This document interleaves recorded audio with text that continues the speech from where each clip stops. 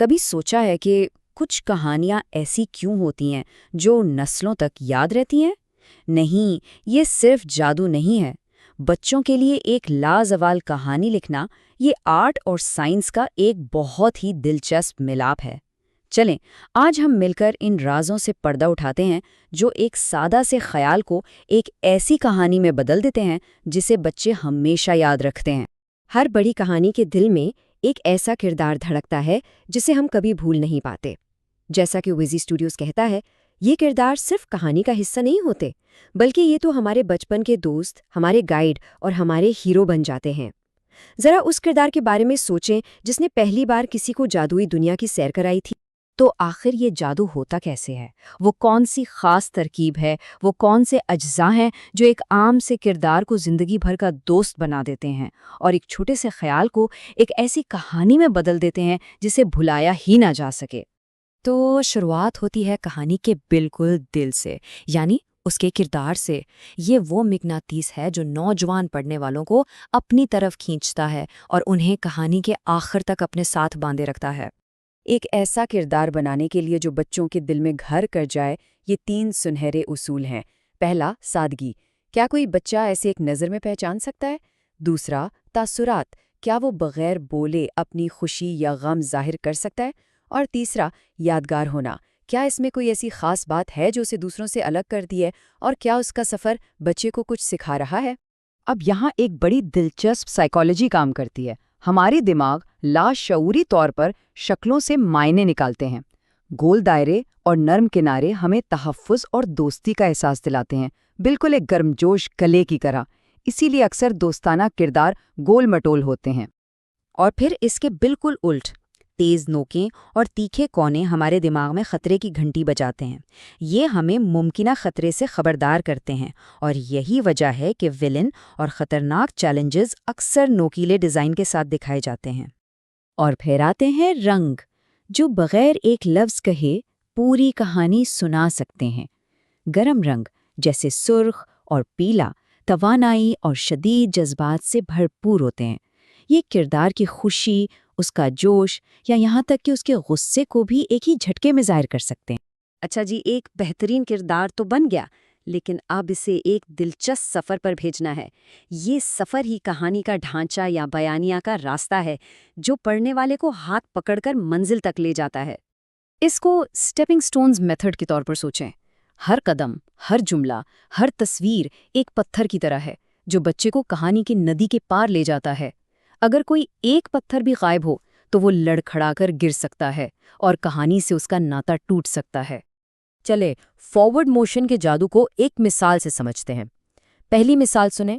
میں اٹھا، گاڑی میں بیٹھا، جہاز اڑا، اس میں آگ لگ گئی۔ ٹھیک ہے، لیکن کیا کچھ محسوس ہوا؟ اب یہ سنیں۔ میں اٹھا، میرا پہلا بڑا سفر، میں نے اپنے والدین کو الوداع کہا، جہاز اڑا، لیکن پھر ایک زبردست دھماکہ۔ دیکھا، تفصیلات اور جذبات کہانی میں جان ڈال دیتے ہیں اور ہمیں آگے بڑھنے پر مجبور کرتے ہیں۔ اور یاد رکھنے والی بات یہ ہے کہ ہمارا دماغ قدم بقدم سفر کرنا پسند کرتا ہے۔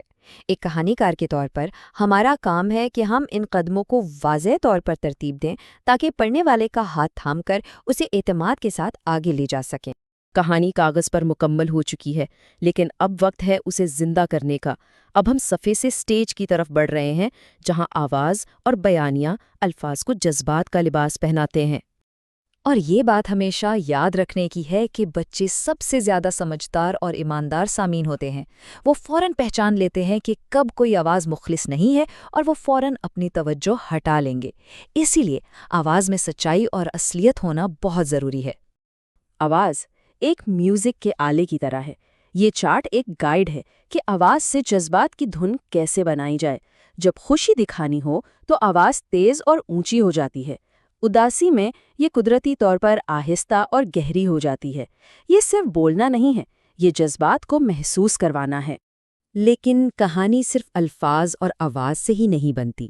اب ہم اس جادوئی عنصر کی بات کریں گے جو پوری دنیا کو ہمارے کانوں کے ذریعے ہمارے تخیل میں تعمیر کرتا ہے، یعنی موسیقی اور ساؤنڈ ایفیکٹس۔ اس کو ایک آڈیو آرکیسٹرا سمجھیں۔ وائس اوور مرکزی گلوکار ہے جو کہانی سناتا ہے، میوزک پس منظر میں بجنے والا ساز ہے جو موڈ سیٹ کرتا ہے، اور ساؤنڈ ایفیکٹس وہ چھوٹے چھوٹے نوٹس ہیں جو دنیا کو حقیقی اور زندہ محسوس کرواتے ہیں۔ ذرا صوتی اثرات کی طاقت کو محسوس کریں، آنکھیں بند کر کے سنیں۔ سڑکوں کا شور شہر کی بھیڑ میں لے جاتا ہے، پرندوں کی چہچہاہٹ سے لگتا ہے جیسے ہم خود جنگل میں ہیں۔ ایک چھوٹی سی ڈنگ کی آواز ایک نئے خیال کی روشنی بن جاتی ہے، اور ایک دھماکہ دل کی دھڑکن تیز کر دیتا ہے۔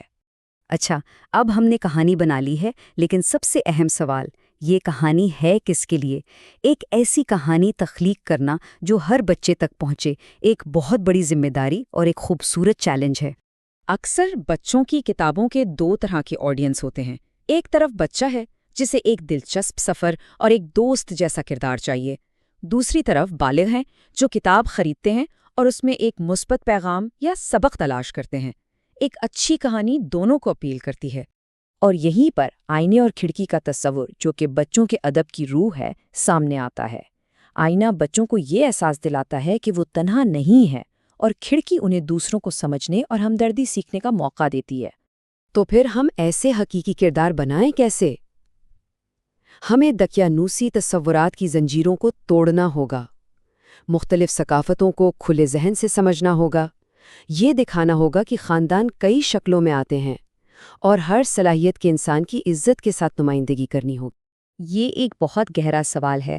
آپ عالمی سامعین کے لیے ناموں، ثقافت اور شناخت کا ترجمہ کیسے کرتے ہیں جبکہ کہانی کی روح کو بھی برقرار رکھا جائے؟ یہ ایک بہت بڑا چیلنج ہے جس کے لیے بہت زیادہ تخلیقی صلاحیت کی ضرورت ہوتی ہے۔ تو یاد رکھیں، ایک کہانی صرف الفاظ کا مجموعہ نہیں ہوتی، یہ ایک بیج ہے جو کسی بچے کے ذہن میں بویا جاتا ہے۔ یہ اس کے خیالات، اس کی ہمدردی اور اس کی دنیا کو شکل دے سکتا ہے۔ یہ ایک بہت بڑا اعزاز اور ایک گہری ذمہ داری ہے۔ تو اب خود سے پوچھیں، آپ کے اندر وہ کون سی کہانی ہے جو دنیا کے سنے جانے کا انتظار کر رہی ہے؟